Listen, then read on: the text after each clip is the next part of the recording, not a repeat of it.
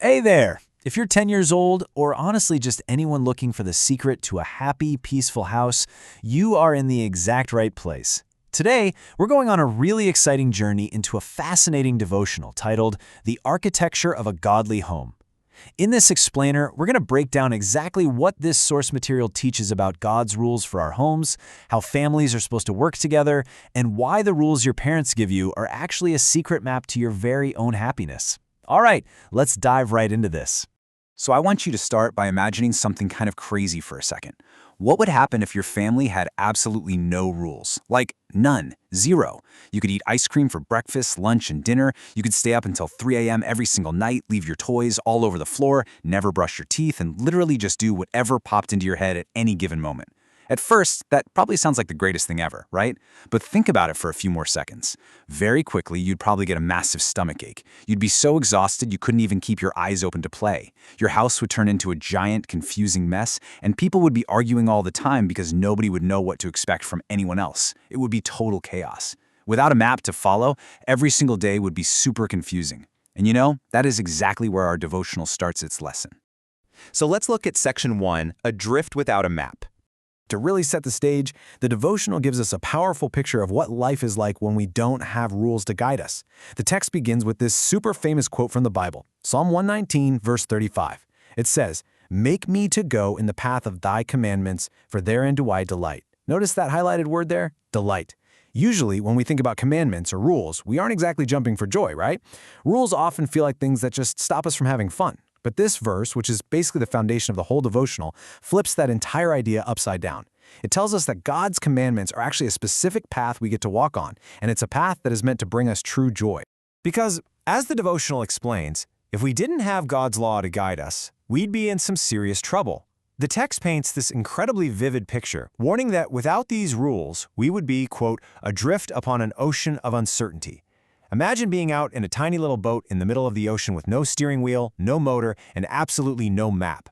The waves just push you wherever they feel like it. That's what the source says our families would be like without God's rules. We wouldn't have any guide at all for how to deal with the serious responsibilities of living together. We'd just be drifting aimlessly, bumping into each other, and getting totally lost. So the crucial point here is that God's law acts as an anchor and a map. The devotional actually calls God's law the ultimate standard of character. Let's break that phrase down real quick. A standard is like a perfect measuring stick, and your character is who you really are on the inside. You know, how honest, kind, and good you are. So God's law is the perfect sample blueprint for how to be a truly good person. The text points out that if we didn't have the standard, we'd have nothing to show us what a perfect life actually looks like. We wouldn't know how to shape our own characters. God gives us this blueprint so we know exactly how to build a strong, beautiful life. Which brings us nicely to Section 2, the Family Training Ground. Let's see how this blueprint builds into our everyday lives, because this is where we actually practice reading and following this map. The devotional makes an absolutely amazing point right here. It says that the family relation is where we receive our training for dealing with everybody else in the whole world. Think of your home kind of like a sports practice or a martial arts dojo. The way you learn to treat your mom, your dad, your brothers, or your sisters, that is the exact practice you need for how you're going to treat your friends at school, your teachers, and later on your coworkers when you grow up. If you learn to share, be kind, and follow the rules right there in your living room, you are literally training yourself to be an awesome, responsible person out in the big, wide world. Now, let's dive into Section 3, the fifth commandment. So, how do we actually train properly? Well, this brings us to the specific, super important rule that makes this whole family training ground work the way it's supposed to. This brilliantly illustrates the chain of command that the devotional talks about. The fifth commandment tells children to obey their parents. But hey, it's not a one-way street. Notice the first step in this process. Parents must obey God. The text specifically says that parents themselves must be under rule to God. They have a really tough job. They have to show what the devotional calls patience and forbearance mingled with firmness. That basically means they have to be loving and patient, but also strict enough to keep you safe. Then, in the next step, children obey their parents. And finally, the result. By cooperating together like this, everyone in the house learns about God's character. You learn to obey your heavenly Father by practicing obedience to your earthly parents. It's just this beautiful team effort. But there is a catch. Section 4, the enemy of order. Because of course, not everyone wants your family to be a great team. We need to introduce the antagonist of our explainer, the one who desperately wants to rip up your family's map. The devotional sets up a very clear contrast between two opposing goals here. On one side, we have God's goal, which is all about harmony, peace, and building that righteous standard of character we just talked about. On the other side, we have Satan's goal. The text gives us a very specific warning. It says Satan delights to look upon disordered and ill-governed families. Why? Because his success actually depends on the control he can have over the families of the earth. He wants chaos. Now, when we picture this enemy based on these historical texts, we don't picture some cartoon monster. We picture a wicked-faced man with masculine angel wings, wearing an ancient priest's tunic. No horns, no beastly features. Just a powerful, fallen being who is absolutely determined that God's standard of righteousness will not be the rule in your house. He desperately wants you to argue, disobey, and just throw away the map completely. But we are definitely not going to let that happen.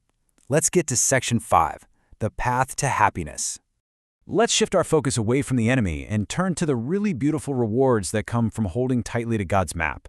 If you ever start to feel like rules are just there to ruin your fun, the devotional gives us these amazing, comforting facts to remember. It describes the God of heaven as someone whose heart is full of love. It says he's infinite in wisdom, which means he knows literally everything, and he never makes a mistake. Most importantly, the text says he is too good to harm anyone who will obey his requirements. This proves that God's rules aren't meant to be mean, restrictive, or boring at all. These are safety instructions written by someone who loves you perfectly and knows exactly what will make you truly happy. And that brings us right to the ultimate promises of the devotional. Seriously, what happens when parents obey God and children obey their parents? Just listen to these promises. The text promises that blessing will follow. It guarantees happiness and peace for both parents and children in this life. It says that your best good will be worked out by walking in the path of his precepts. And you know what the greatest reward of all is?